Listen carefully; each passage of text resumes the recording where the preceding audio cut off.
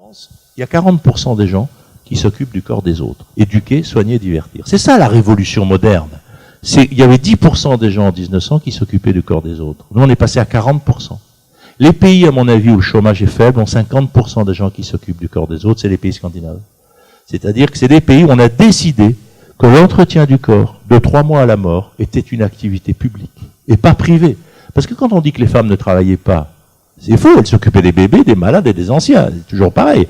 Donc si on décide que le soin des corps relève de la sphère publique, on bouleverse les sociétés, et on monte à 50%, et après il y a des problèmes d'équilibre économique nouveaux. Mais on est passé, il y a 40% des gens déjà qui s'occupent du travail du corps, et il y a 30% des gens qui s'occupent de la logistique sociale, le commerce, la politique, la sécurité, pour que tout circule. Il y a 10% qui s'occupent du sol, que ce soit des paysans ou des urbanistes, des gens qui s'occupent de l'espace. Et puis il y en a 20% qui touchent aux choses, 14% qui les fabriquent, et 6% qui les entretiennent. C'est à peu près ça la structure de la société. Donc le progrès, la conquête de parts de production qu'on a perdu, c'est essentiel. On peut gagner 1 ou 2 points dans la production. Donc 200 ou 300 000 emplois, 400 000 emplois.